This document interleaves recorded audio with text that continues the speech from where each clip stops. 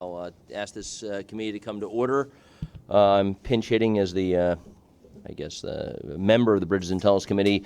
Are there any public speakers? Yes, we have 5 public speakers. All right, let's go to that. Okay, the first speaker will be Murray Bowden.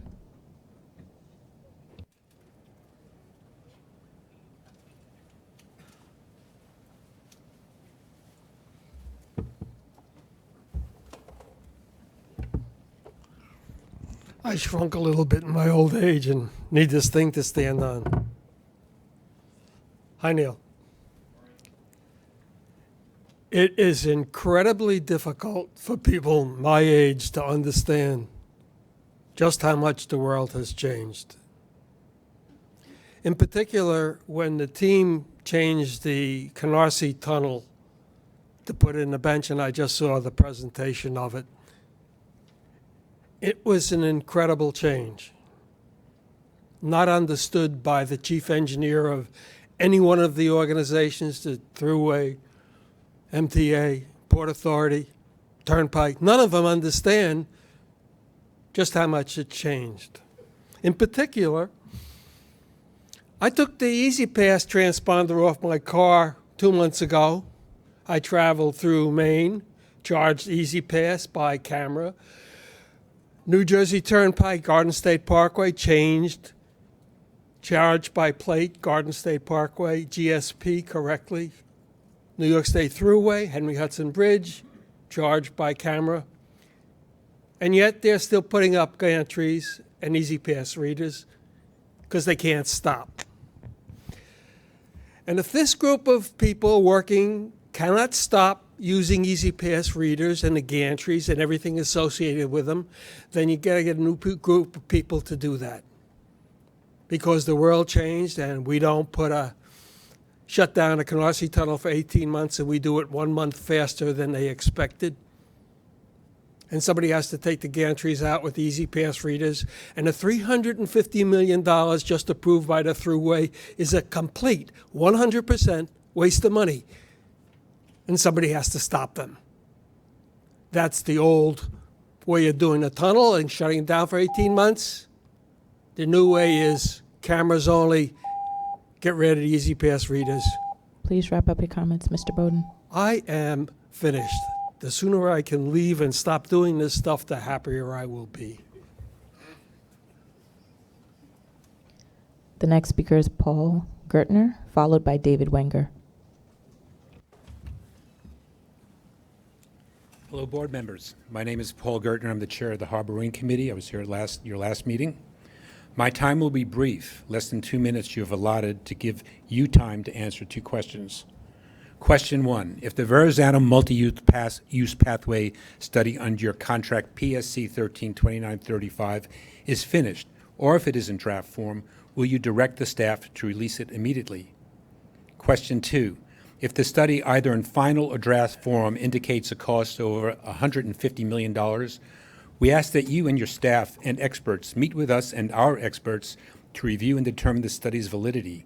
This meeting would be presided by a board member, not your staff, as regrettably they have not dealt with us in good faith going back many years. We will want a full release of all relevant design parameters and cost calculations well before the meeting.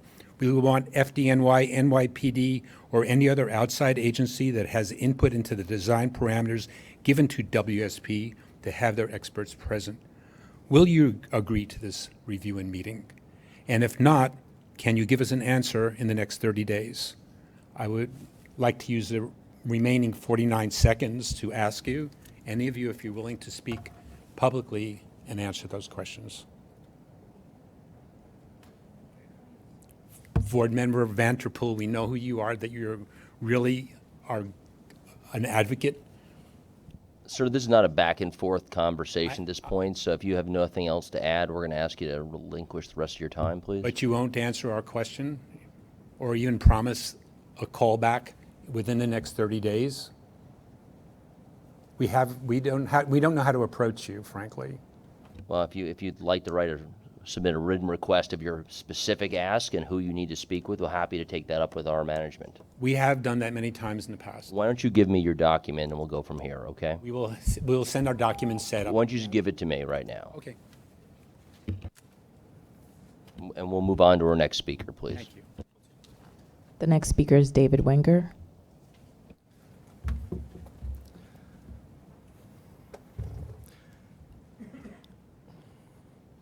Hello, board members. Good afternoon. I rode my bike to work this morning over the Brooklyn Bridge. It was a glorious way to start the morning. My name is David Wenger. I'm a member and I am a member of and attorney for the Harboring Committee. I'm here to address the Verrazano multi-use pathway covered under the MTA contract PSC 132935. In the past, we have been compelled to resort to FOIA requests with extensive back and forth with your staff for information that should have been provided for the asking. While I have been the attorney for these requests, supported by my law firm, DLA Piper, we're in the process of expanding our legal representation and support. Going forward, the MTA should be prepared to receive not only further FOIA requests, but the MTA should also reasonably assume future adversarial action. This statement serves as notice to the board of the MTA that the MTA board members, staff, and consultants should take immediate steps to preserve all documents and correspondence related to your agency's consideration of the Verrazano multi-use path. Again, the MTA should reasonably anticipate an adversarial action related to the Verrazano multi-use path. We would, of course, prefer to work cooperatively in a non-adversarial manner. Is there anything you can say to me that should give us pause from proceeding with an adversarial action that we're beginning to advance?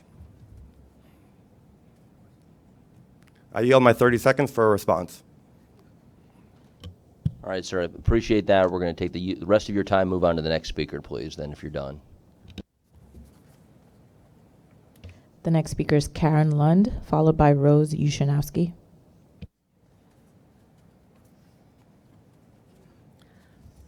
Good afternoon. My name is Karen Lund. I am the chairwoman of the Staten Island Committee of Transportation Alternatives.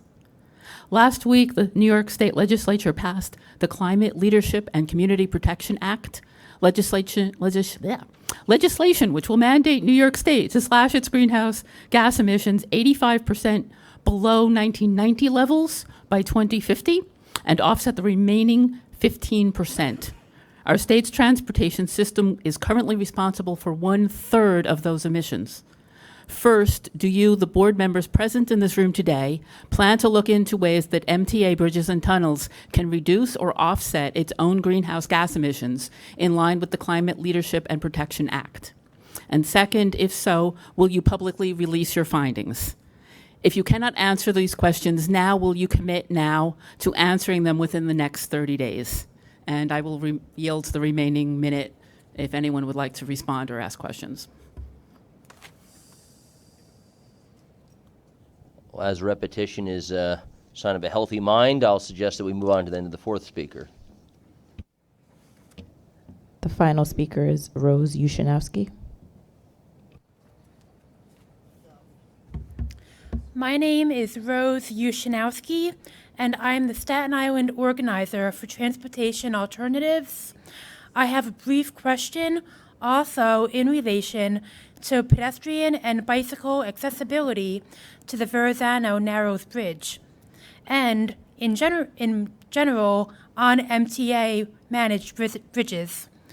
Bridges maintained by the New York City Department of Transportation, as well as those maintained by the Port Authority of New York and New Jersey, show far greater accessibility towards bicycle and pedestrian traffic than do bridges maintained by the MTA. Do you, the board members present in this room today, recognize this lapse? And if so, do you plan to rectify it? I once again will yield the balance of my time to any board member present who would like to answer this question.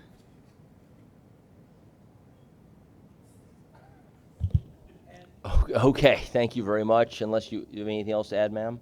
I do not. I'm waiting for you to respond. Well, I will respond by saying thank you to all our speakers and move on to our business Will at you hand. also respond directly to my question within the next 30 days? I don't know the specific nature of your question. I'll take that with management. We'll go from there. So if you wouldn't mind, you've made your question known, and we'll come back to you as soon as possible. Thank you. Okay, that ends that. Thank you very much. And so may I have a motion to approve the minutes of last month's committee meeting, please? All in favor? Aye. The ayes have it. Okay, committee work plan. Are there any changes to our work plan? No changes to the work plan. Okay, sounds good. All right, well, Acting President DiCrescenzo, why don't you provide us your remarks, please? Thank you, Commissioner. Good afternoon and welcome to the June MTA Bridges and Tunnels Committee meeting.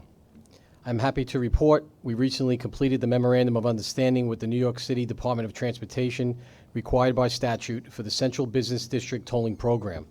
This MOU will enable us to work together with the city as we move forward on this historic project. One of our primary missions of the MTA B&T is to support mass transit, and the Central Business District Tolling Program will enable us to expand the support by providing much-needed funds for capital investment in transit and rail, while also helping to reduce congestion and improve mobility. On the topic of safety, just quickly, safety as B&T's highest priority. B&T is focusing on improving the safety and increasing the number of customers who are using our facilities, using best practices and new approaches. We will highlight some of these measures in the safety report. And I just wanted to take a moment just to thank all of the TBTA employees who are contributing to this effort by planning, by installing signs, be it fixed signs or variable message signs, responding to disabled vehicles timely and accidents timely, and clearing the roadway as quickly as possible for the safety of our customers and fellow employees. So thank you. So if there's not any other questions, Commissioner? Yeah, what I would like, if I can get it for the next meeting, is I think I raised this last month. You know, it seemed to me that at all the bridge locations that are under the TBTA's authority, Easy Pass tolling went up like at the speed of light, no pun intended, but road improvements seem to be taking a very exceedingly long time. And I'd like to kind of get a bridge by bridge kind of like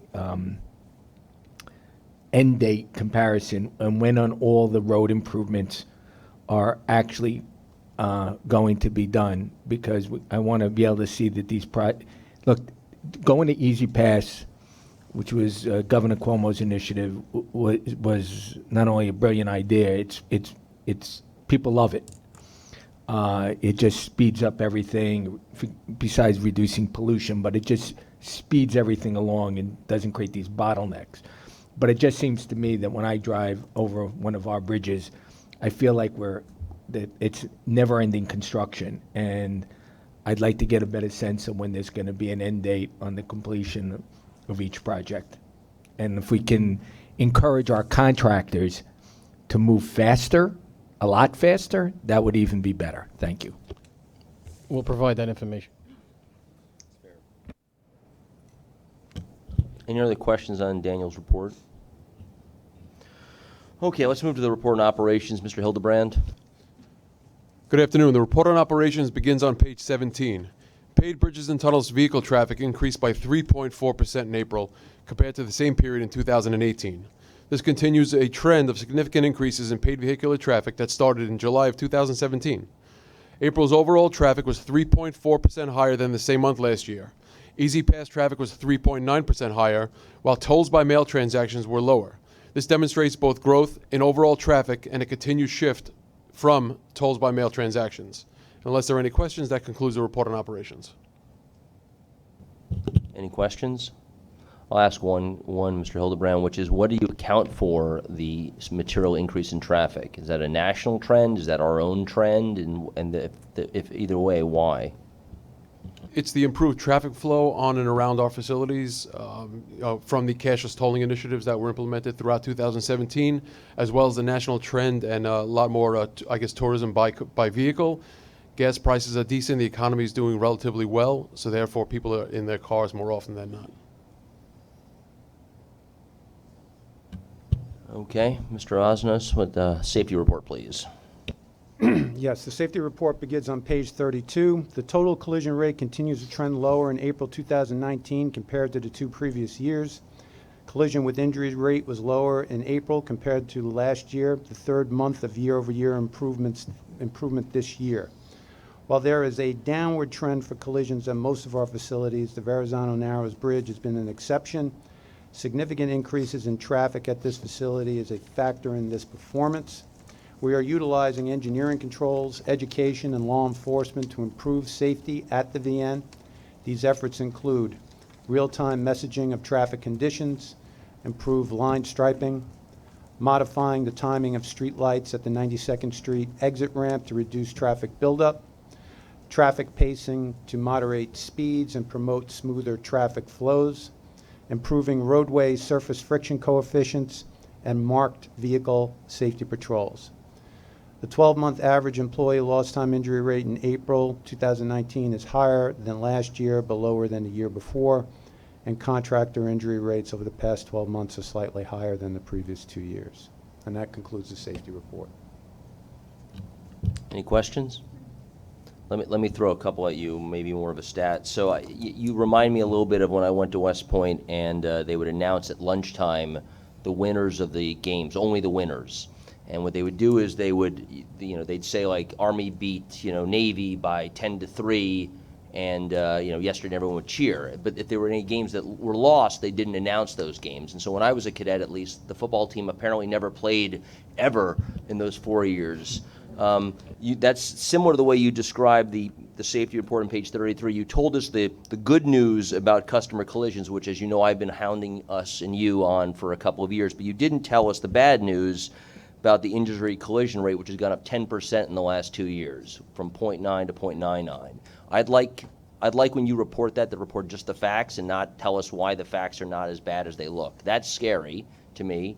10% is bad. Even if you do it at a CAGR, it's 5% a year. I understand it's the Verrazano, but when you turn to page, thank you, sir, 36, it's not like it's been 1 month. It's been a persistently high challenge at the Verrazano sometimes, and it's volatile, 9, 11, 12, 11, but it's not going in the right direction. And I trust that you, because we've talked about this many times, trust Daniel has the right mindset, but our job is to observe that and help you drive it down. So tell us what else we can do if possible there. Well, we recognize that there's a strong correlation between volume and the overall collision count. And from the time I've been sitting in this seat, we've been talking about basic paradigm management techniques of engineering, education, and enforcement.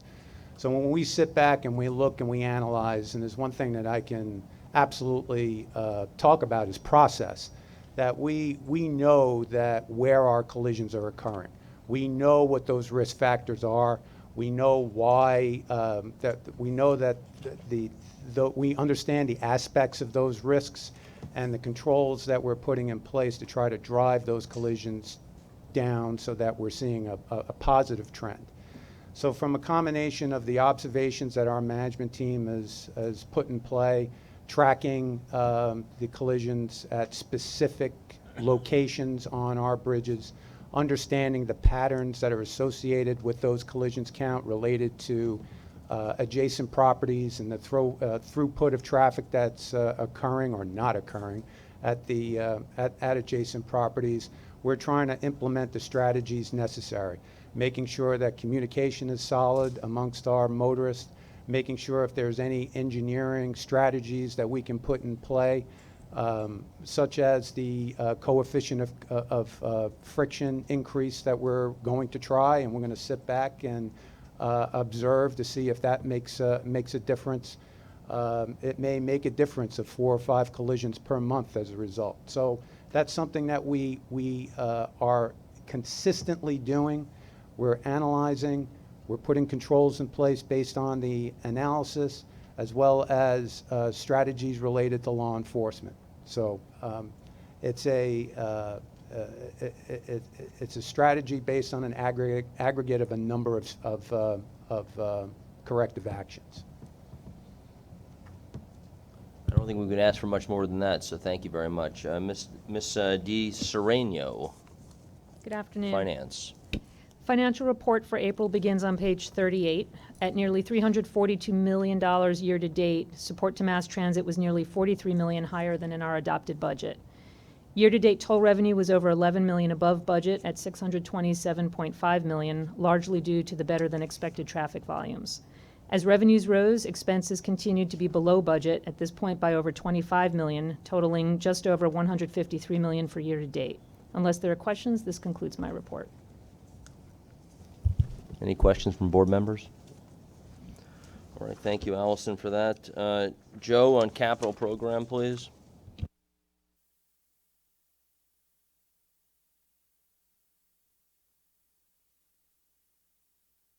The report on the capital program begins on page 55. Through the end of May, B&T is exceeding its plan for capital commitments in terms of both dollar value and number of commitments awarded. Project completions are also tracking better than planned, with 6 project completions achieved compared to 3 planned completions. Remaining 2019 completions are on track to meet planned dates. Unless there are any questions, that completes the report. Any questions? I would like to build on Mr. Schwartz's question, though, being a frequent, or an unfortunately frequent driver across the Henry Hudson Bridge with my broken foot last month. I was taking a car into the city instead of using mass transit, and I would love to know what's going on there, because I feel like that's being worked on since I was in high school, and that was a long time ago. Yeah, so we're reconstructing the southern part of the bridge, essentially the upper and lower toll plaza and the south approach structure. So it's a major structural reconstruction in terms of removing those intermediate columns that are currently in the lower level roadway. And that is a project that complements the open road tolling implementation, because once that's done, the motorists will have a uninhibited free flow through the lower level. In order to do that, there's a pretty complicated series of structural replacements of the columns, the floor beams, the whole framing system off that part of the bridge. So we're currently on an accelerated schedule to get that done. We're in the first of 2 stages, and by the spring of next year, we'll be completely out of that roadway. You will see by the fall us moving to the other side and completing the side that we're currently working on. So the work is on an accelerated schedule, and we're very mindful of trying to get it done even faster than that. So that's a brief report. I could provide more detail if you like in the future. Well, that's just I think when you do provide the report that Mr. Schwartz was asking for, I do think a little more clarity about not just the when, but the what is holding it up, and possibly, Daniel, it would be helpful to understand what are the opportunities for accelerating, because having heard that accelerating is spring of 2020, I was surprised to hear that was the adjective used. Yeah, okay. All right, it looks like we have nothing on cashless tolling. Allison, do you want to report anything, or we're going to skip over that? Okay. Well, it seems like we don't have anything to report there on cashless tolling. All right. Capital program we've already covered from Joe, so, and there are no procurements this month. No procurements and we said we're going to cover diversity in the diversity committee, unless anyone has any questions on the diversity report. Well, then I guess we'll take a motion to adjourn this. All in favor? All right, thank you very much.